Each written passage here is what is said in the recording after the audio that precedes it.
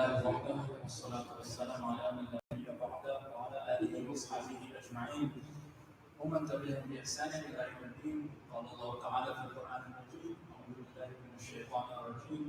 بسم الله الرحمن الرحيم. إن الله يأمر بالعدل والإحسان وإيتاء ذي القربى وينهى عن الفحشاء والمنكر والبغي يعظكم لعلكم تذكرون.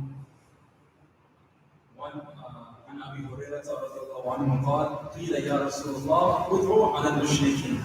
قال رسول الله صلى الله عليه وسلم: اني لم ابعث لعانا انما بعثت رحمه. صدق الله العلي العظيم وصدق رسوله النبي الكريم ونحن على ذلك من الشاهدين والشاكرين. وبعد. Alhamdulillah, Allah subhanahu wa ta'ala has allowed us to gather on this day of Jummah, a very special Jummah, I think, for Chicago natives. I'm coming from Texas, but from what I understand, this is maybe the first or second Jummah since the state is reopened. And with the reopening comes a lot of excitement that certain things are going to go back to normal. I'm coming here for a wedding, so I'm going to be having the opportunity to see a lot of my friends that for over 1 year now I wasn't able to see. A lot of my teachers that for 1 year, because I was too shy to call them on the phone, I gave the excuse, let's just wait until I can see them in person. So now I'm going to very shy to meet them today. And so there's a lot of happiness going on. And especially for the children, I mean, it's summer, right? Summer is the peak for happiness because they went through one of the most difficult years and they're studying careers. And I know that because I had to teach them actually this past year. I teach out of school. And believe me, it was not an easy journey for either the teacher or the students. This was a very difficult year. So to kind of give that nod back to the kids, I thought we'd dedicate a khutbah just towards them, talking about Nabi Sallallahu Alaihi Wasallam and the way that he would interact with his family. And in the Shama'il book that I taught this year, discussing the same topic, the way that the author would introduce the topic of family time, the way that the Prophet ﷺ would spend time with his family, the first thing the author did was he mentioned a brief discussion on what is ihsan in Islam. What is ihsan? And maybe some of us we've heard this term, but I thought it'd be helpful that we briefly just give it a definition and also give it an example, so that we can more clearly understand what exactly is ihsan in case some of us are not exactly too sure. So ihsan is a state in which things are done in the most balanced, excellent, and beautiful way. Again, ihsan is when something is done in a state which is done in the most balanced, beautiful, and balanced way. That is what ihsan is. And an example that I like to give is something that we see maybe on a basis, this interaction sometimes happens. I'm going to give it from my own perspective. Okay? There are going to be two individuals in this example. The first example will be my dad, and the second example will be my made-up brother. I don't have a brother, and that's kind of good because he would feel really bad after this example. So I'm going to have a made-up brother for this example. He's much younger than me. Picture 10, 12 years old. Both my dad and the little brother have the same request though. They say, Yusuf, or Yusuf, I guess, in the case of the younger brother, they would say, can you give me a glass of water? Let's first discuss the little brother. Let's see how I'm going to approach the situation of giving my little brother water. If anybody here thinks that I would respond to my brother after the first time he asked me for water, I would say to you, Jazakumullahu khairan for having very good thoughts of me, but I would not immediately give him the water when he asked me that first time. I'm just going to be plain honest with you. I don't have a little brother, but I cannot imagine myself on the first try. He says to me something, I just immediately do it.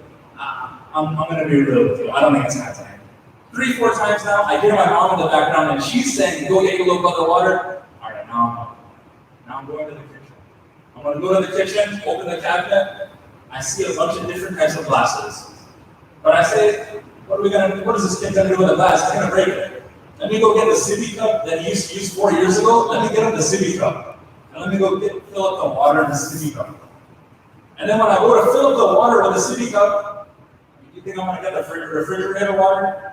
No, I'm just going to turn on the sink, pour lukewarm water, halfway fill it up. I'm going to go to my brother now. He's sitting on this end of the table. I'm gonna put the water right here. Hey man, here's your water. I'm gonna go upstairs. I'm gonna live my life. What happens? That's the example for the little brother. This is the way that I think he would go. Now let's discuss the opposite side. Let's discuss how the dad asking for water. All right, first and foremost, dad says something, you best believe you're doing that in one shot. Because if you want to enjoy your summer, you best believe you gotta get your dad water on the very first go. Especially when he comes right back from work. So I'm responding immediately. Next comes the task of grabbing the glass. Obviously, I'm not gonna grab a glass. I'm gonna grab a proper glass. I'm not gonna give him some plastic little container or something, right? And you know, I'm gonna go even a step further. Not only am I gonna get him the glass, but I'm even gonna check inside for dust particles. Oh look, it's a little bit of microbes of dust. Let me go rinse this off first before I put water in it. And then when I get the water, I'm thinking to myself, wow, it's so hot right now. I just came from walking like 20 steps, I'm already sweating. Let me put some ice in there. Dad's gonna really love that, right? Especially in the summer, some nice ice and cold water. I wanna put ice in there as well. And now when I go to serve it, Dad is sitting over here, I'm over here. I don't think there's any chance that I'm leaving the water right here, right? I'm holding the cup with my right hand, I'm balancing it with my left hand. Here you go. There's your water. Which one out of these two examples do you think is the example of ihsan? It's pretty clear that second example, right? The example with the father. That's what we want to see when we talk about ihsan. Doing something, yes, you can achieve a result, but do it in the most balanced, perfect, and excellent manner. That is what Nabi Sallallahu Alaihi Wasallam instructs us. And the hadith that I mentioned, Abu Hurairah said that, O Messenger of Allah, he requested, he said, Ya Rasulullah, make dua against the mushrikeen. Giving us so many problems. Nabi Sallallahu Alaihi Wasallam tells them, I have not been sent to this world to invoke curses. I have been sent as a mercy. He's saying this not about his fellow Muslim brothers and sisters that are suffering. He's saying, no, I've come for everybody. It doesn't matter whether you're a Muslim or a non-Muslim. I've come as a mercy for every single individual. So what if that person is mean to me? What is that going to do if I then become rude to them and I make dua against them? What do you think? Suddenly the ties of kinship are going to be tied then all of a sudden? No, it's never going to work like that. Ihsan is a very important characteristic to have, but not just with people that you know, but even people that you don't know. Because that's what really represents us, is they see personal anecdotes of people and the way that they interact with one another. The way they notice you. When a Muslim, when they're in public, they notice more than anybody because we stand out so much. If you're going to wear a garment like this in 90-degree weather, you think no one's going to notice you? Without a doubt, they're going to notice you because they're going to be like, look, this guy's crazy. He's probably sweating a mountain underneath there. They're going to notice you. So that's why it's important, again, and developing these qualities of ihsan, doing things in the most excellent way. So now to continue with our example, I want to discuss one incident in the life of the Prophet ﷺ with his two grandkids. Nabi ﷺ's two grandkids are Hassan and Hussein radiallahu anhuma. I don't even have a child, but I can imagine having a grandchild has a different type of love that you cannot even describe. A parent's love, I see that with my mom, the way that she interacts with me. But with a grandparent, it's even more. For them, the love that they show, it's even more than them because they feel like, we don't have to do any of the hard work. With a grandparent, what are they doing? Constantly showering you with praises, with gifts, with all the nice stuff, right? The relationship a grandfather or a grandmother has with their grandkids, it's very special. There's a lot of rahman there's a lot of mercy invoked in those type of relationships. But you are the Prophet ﷺ, and keep this in mind as we're going through this small incident. So once the Prophet ﷺ, he was leading prayer in the mosque with his sons Hassan and Hussein radiallahu anhuma. And when Nabi ﷺ went for prostration, what do you think kids love to do when the dads are praying in the saf? What's the number one thing? The masjid isn't a masjid no longer when the dads want to say stuff. The masjid has officially become the site of the local Olympics. And the dads now are slowly realizing they've become a mountain climbing reel. And the kids, their journey, their job is now to come to do one thing and one thing only. How can I get from the bottom of my dad's feet to the top of his shoulders and climb Mount Everest before he says salam both ways, and then I know I have to run away? That's what happens, right? When the prayer's going on, we've all seen it. If we haven't experienced it, we've at least felt bad for the person next to us as it was happening to them. So Hassan and Hussein, they're kids. They're going to do the same thing. They're climbing on the shoulders of Nabi Sallallahu Alaihi Wasallam, and you know what's happening? Nabi Sallallahu Alaihi Wasallam is actually extending the length of his prostration to accommodate for them, so that they can climb a little bit more, because maybe they're slipping a little bit. The feet, they don't have that proper grip. They didn't get the latest socks that have grip on the bottom. You know, they're slipping off the back. And they're like, try again. And they're trying, and Nabi Sallallahu Alaihi Wasallam, he's extending the sajda, the ruku, just for them so that they can do that. After the prayer ends, what happens? I mean, if we're thinking about our local masjid, oh man, this is about to become a war zone. There's about to be a lot of fights happening. But if Nabi Sallallahu Alaihi Wasallam is there, you gotta go according to Nabi Sallallahu Alaihi Wasallam. And how does he respond? What does he say? After the prayer, he was kind and loving to them and did not scold them for disturbing them in the prayer. This incident, when I read it, it opened my eyes to so much in regards to the psychology of how the Prophet ﷺ instilled love of being into people. Because think about this for a second. I want all of us to think, when we were young, how many of us had an incident where we came into the masjid, and when we came into the masjid, we were told off in some manner. We were yelled at by somebody for doing something, or maybe while the prayer was going on, immediately afterwards, all the kids were called out and they were said, "Go in the corner." Or, you know, like they end up telling, they scold them if they do something like that. And now you tell me, do you think these same kids, they're constantly, whenever they think of the masjid, whenever they think of the prayer, they always think, this is when my dad is the maddest. That whenever my dad is praying, afterwards, if I do anything, this is where my dad actually shows the most anger. Afterwards, there's no type of anger worse than this.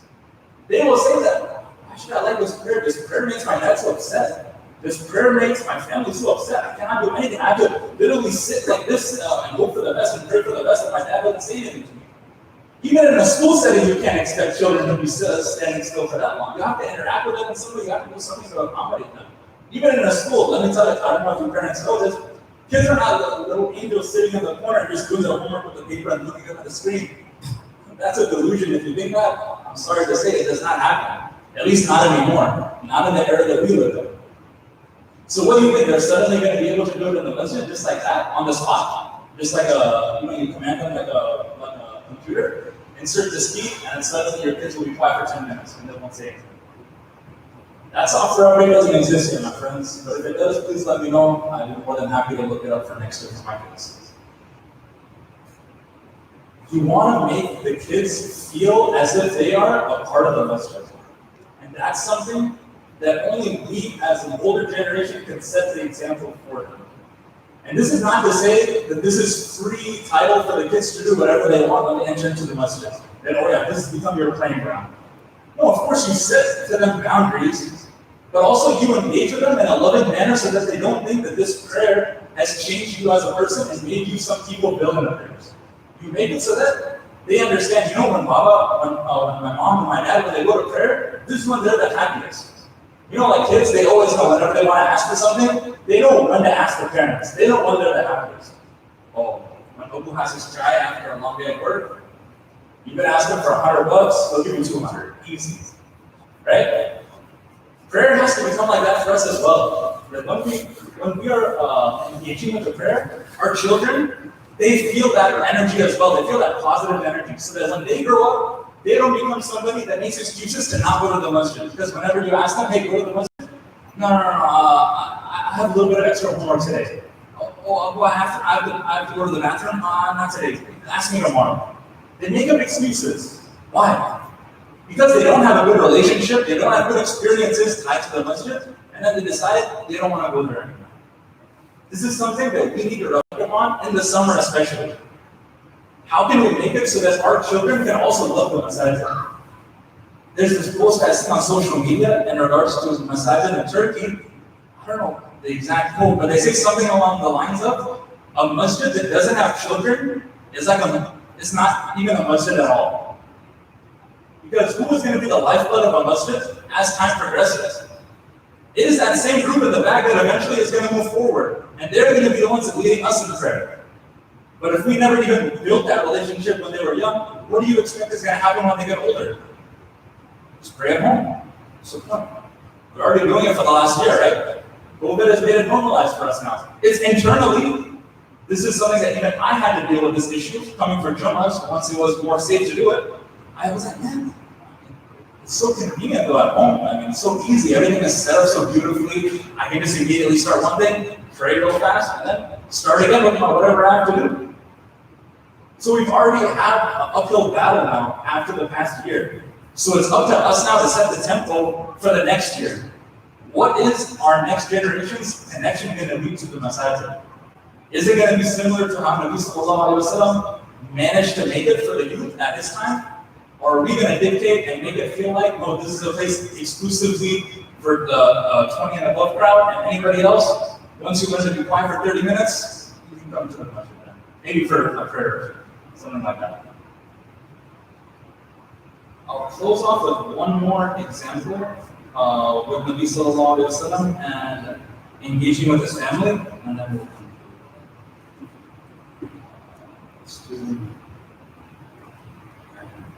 we'll do this one as well. I had a discussion with the high schoolers in my class. I asked them, do any of you guys have any little brothers or sisters? Most of the kids, there's one of them, they have a couple little brothers and sisters. I asked them the question, then after that, do your parents, the way that they show you love when you were that age, do they still show it to you now as you're 17, 18 years old? I asked them that question. I said, no, of course not. But why? Why is that the case? The Prophet ﷺ, even as his children grew in age, he continued to show love and affection even when his children grew older. When his daughter Fatima radiallahu anha, when she would come to visit the Prophet ﷺ, he would rise cheerfully, welcome her, kiss her on the forehead, and let her sit in his place. If you've ever had, whenever one of the older daughters or sons, whenever they have a kid, and that little kid, 1, 2 years old, he just begins walking, whenever he enters into the house, the parent could be 60 or 70 years old. You best believe when that kid enters, they will find the energy to rise up in their seat. Even if. But I ask you, is showing love like that exclusive just for somebody that's small? Do you think that suddenly when a kid becomes 18 or 19 years old, suddenly they're like, yeah, you know what, I just turned 18 and I officially don't need my mom's hugs anymore. And I don't like it if my mom says I love you. That was in the past. Now it doesn't say it, the prouder I feel about myself, the more I feel like a man said it. But that's not the case. A kid is a kid no matter how old you get. My mom constantly says that. I'm turning 29 years old. The way that she looks at me, it's still like I'm that little kid when I was in his class and I was 11 years old. That's the way she still looks at me, even to this day. The way that she engages with me.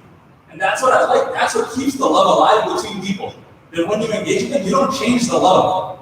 The love stays the same. Regardless whether you're young or old, you love it when your parents show you love. You want that for yourself and you reciprocate it back. But if they suddenly now don't show you that love, what's the reason for you to show it back to them? The relationship has to work from both ends. Fatima radiallahu anha, why would she love Nabi Sallallahu Alaihi Wasallam so much? Because Nabi Sallallahu Alaihi Wasallam understood that just because somebody grows older, you don't need to change. Yes, you show them respect, you show them izzah more when they grow older because they become an individual. But it's not like they're still your flesh and blood. They still want that sense of love though. Love doesn't need to change. Love can stay the same. But the respect, that's something that is continual. So we ask Allah subhanahu wa ta'ala as we engage in these summer months that He can instill this quality of love between father, son, mother, daughter, between classmates, between colleagues, between work people, between every type of individual that we love only for the sake of Allah subhanahu wa ta'ala.